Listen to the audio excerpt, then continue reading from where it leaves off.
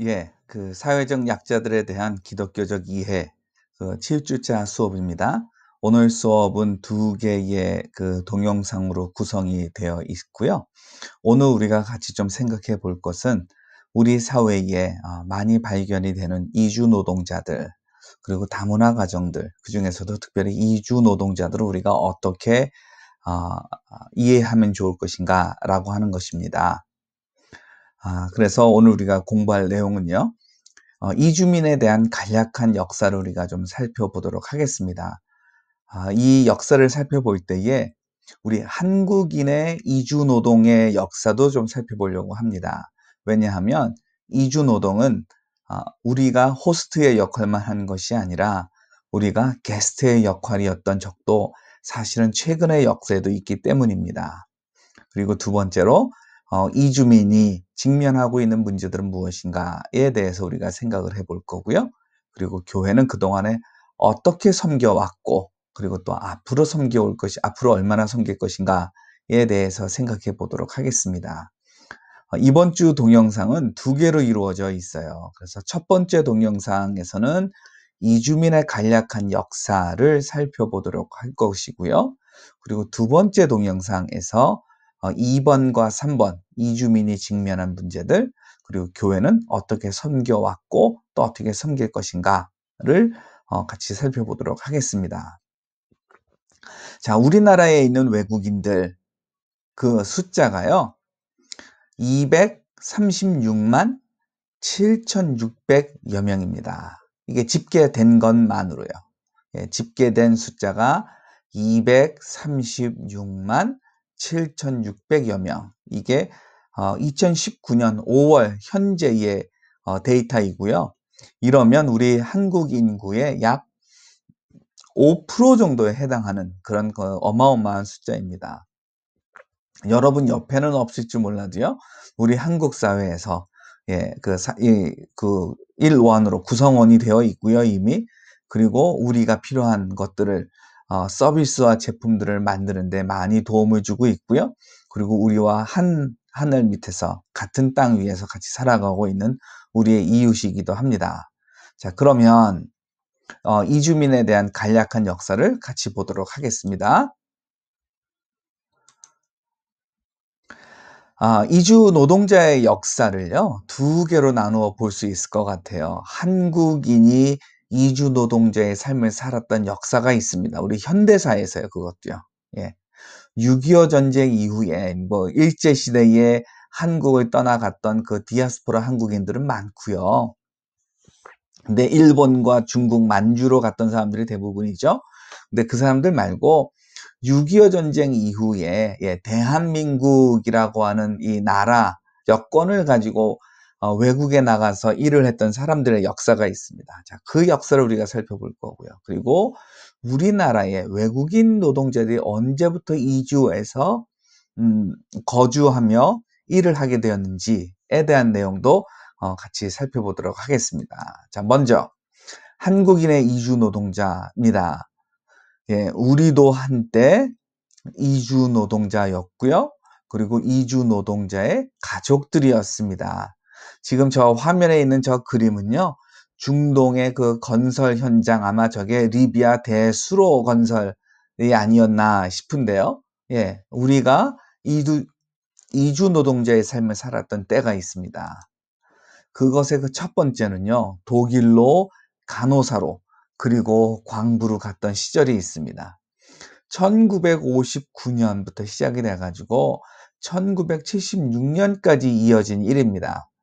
약 2만 명에 가까운 간호사와 광부가 독일에 가서 일을 했습니다. 10,000명이 넘는 간호사, 그리고 9,000명이 조금 안 되는 광부, 이 사람들이 가가지고요. 정말 병원에서 엄청 고생을 하면서, 그리고 땅 밑에 지하 그 갱도에서 탄을 캐면서 엄청 많은 고생을 했습니다. 이분들은 거기에 이주해 간 것이 아니라, 영주권을 받아간 것이 아니라 3년의 노동 허가를 받아갔고요. 이 3년의 시간이 마치면 다시 귀국을 해야 되는 그런 조건이었습니다. 이분들 가운데 독일인과 결혼한 분들은 물론 독일에 오랫동안 살기도 하셨고요. 그리고 그분들 중에 일부는 또 우리나라 남해군의 뭐 독일 마을 뭐 이렇게 해 가지고 어떤 언덕에 그 바다가 보이는 그 산 언덕에 그 독일식 집들을 짓고 이렇게 이주하신 분도 있기는 한데, 예. 하여튼 그 우리나라, 예, 대한민국 초기의 이주 노동자들입니다. 1960년대 초 한국전을 마친 다음에 엄청 가난한 상황이었습니다. 예, 그 남북한이 나뉘기 전에 일본 식민지 시절에 산업은, 예, 그 중공업은 북한으로 몰려 있었다라고 하는 건 여러분 이미 익히 알고 있는 사실일 거고요. 그런데 3년의 전쟁을 거쳐 가지고 정말 뭐 남북한이 정말 초토화됩니다. 그래서 그나마 있던 그 산업 시설들도 많이 망가지고요. 그래 가지고 외국의 원조에 의존해서 살아가는 그런 시절이었었습니다. 예. 한푼이 아쉬운 때였고요. 산업 건설을 하려고 하더라도 사람만 있었을 뿐 공장이나 자본이나 이런 것들이 없었던 그런 시절입니다. 그래서 그 당시에 이 박정희 정부에서 주요하게 생각했던 것이 뭐냐 하면, 뭐 물건을 팔 수 있는 것이 아니니까 노동력을 팔아야 되고, 노동력을 팔려 그러면 불가피하게 해외로 파견을 해야 되고, 예, 그것이었습니다. 그래서 자국민의 그 해외 파견, 그래서 외화를 버는 것이 중요한 그 정책 기조였고요. 그 다음에 약 6, 7년이 지난 다음에 인 1965년부터 1973년까지 베트남의 군인과 노무자를 파견을 합니다. 이거에는 미국의 압력이 있었고요. 또 경제적으로 어려움을 겪던, 특별히 달러가 부족했던 우리나라의 그 경제적 목적도 있었습니다. 이 기간 동안에 약 한 8년, 9년이죠. 8, 9년의 기간 동안에 50억 불의 직간접 외화 수익을 벌어들였다라고 하니까요. 이건 커다란 외화벌이였던 것이죠. 예, 이 시기에 지금은 뭐 50억 불이면 대기업 하나가 아니라 한 중견기업이 수출하는, 내지는 중견 내지는 좀 커다란 중견기업이 벌어들이는 외화 그 수출액 기수가 있는데요. 이 당시에는 우리나라의 1년 수출액만큼의 버금가는, 내지는 그거보다 더하기도 했던 어떤 그러한 돈이었습니다. 이것의 그 희생은 참 대단했습니다. 5천 명의 전사자가 나왔고요. 10,000명의 베트남전 부상자가 있었고요. 그리고 10만 명의 고엽제 피해자가 있었죠. 이 고엽제는 뭐냐 하면, 그 베트공이 이 밀림이 울창한 곳에서 베트공이 잘 숨어 들어와 가지고 공격을 하다 보니까, 예, 이 나무들을 말려 죽일 그런 그 목적으로 제초제의 일종인 고엽제, 그러니까는 잎사귀를 말라 비틀어지게 하는 그러한 제초제들을 많이 뿌렸었습니다. 근데 이 군인들이 이 전장에 있는 상황에서 이 고엽제가 뿌려지다 보니까 사람들 몸에 이 고엽제가 내려앉게 되었고요. 그리고 그것이 나중에 그 여러 가지로 이 사람 몸에 피해를 입힌, 예, 그런 것이죠. 자, 그 독일의 광부와 간호사, 그리고 베트남전의 특수, 이것이 끝나갈 즈음부터 시작해 가지고 중동에서 건설 노동자의 그 이주 노동이 시작이 됩니다. 1973년도 삼환 기업이, 우리나라에서 지금은 이렇게 큰 기업이 아니지만 그 당시에는 엄청 큰 기업이었습니다. 이 삼한 기업이 사우디아라비아의 고속도로를 건설하게 됩니다. 자, 이걸 기점으로 해가지고 중동 특수가 일어났다라고 할 수 있습니다. 그래서 어떤 건물을 건축하기보다는 일단 그 기간 산업, 기간 시설을 건축하는 데 많이 주력을 했고요.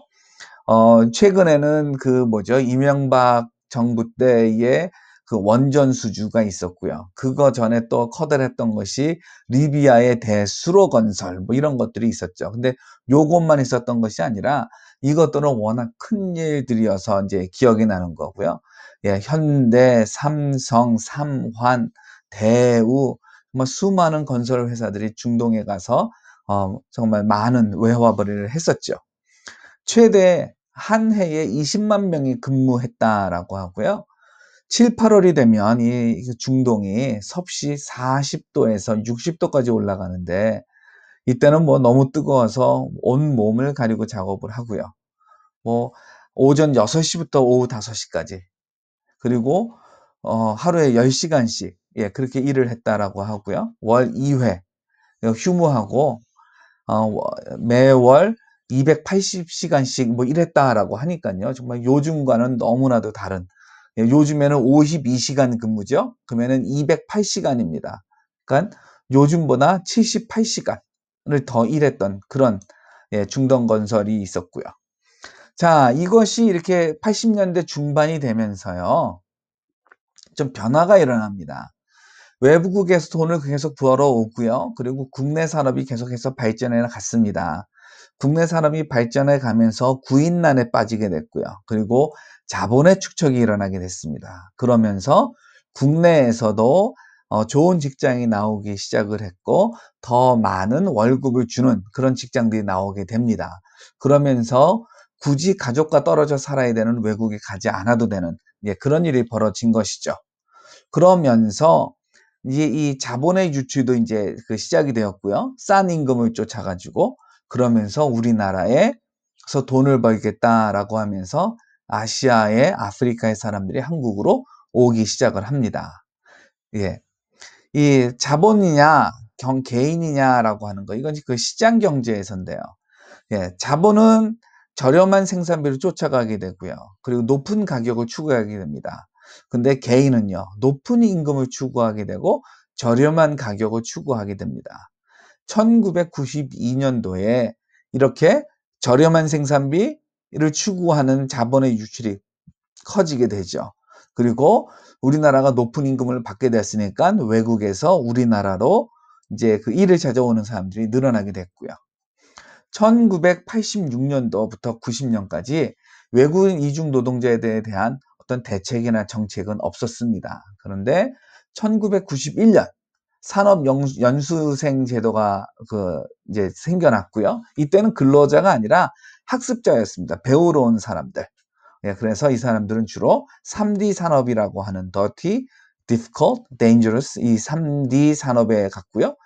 이것이 근로자가 아니라 연수생이다 보니까 많은 어려움들이 있었습니다. 그래서 2007년도에 폐지가 되었고 2004년도에 요즘에 우리도 사용하고 있는 고용허가제 이것이 시작이 되었고 그래서 근로자 산재보험, 최저임금 등이 이제 이 외국인들에게도 적용이 되기 시작을 했습니다. 자, 외국인 노동자들의 업종 변화가요. 처음에는 중소기업에 가가지고 제조업을 하는 거였습니다. 지금도 이 사업을 합니다. 근데 그러면다가 이제 이 건설업이 뛰어드는 외국인 노동자들이 나타나게 됐고요. 그리고 요즘에는 농업에도 외국인 노동자들이 일을 하고 있습니다. 자, 이 외국인 노동자들은 크게 세 가지로 이렇게 말할 수가 있습니다. 뭐 미등록 노동자, 외국인 노동자, 이주 노동자 뭐 이렇게 있는데 정의를 얘기를 하면 한국의 국적을 가지지 않은 사람으로서 국내 사업 내지는 사업장에서 돈을 벌기 위해 근로를 제공하거나 하려고 하는 사람, 그게 그 이주 노동자의 의미입니다. 서양 사람들은 회사원, 언어교사, 교육기관, 화이트 칼라라고 하는 그러한 일에 종사하고 있고요. 동양인들은 공장, 농촌, 건설, 서비스업 뭐 이런 데에 가담하고 있습니다. 이런 일을 하고 있습니다. 그리고 러시아인들은요. 동양인의 백인이지만 동양인의 일을 하고 있고요. 싱가포르인들은요. 동양인이지만 서양인의 일을 또 감당하고 있죠. 자, 2016년 현재 142만 5천 명인데 19년으로 보니까 어떻게 됐어요? 236만 7,600명이 되었습니다. 예. 그리고 이 외국인 고용률은 예전이나 지금이나 대략 비슷합니다. 예.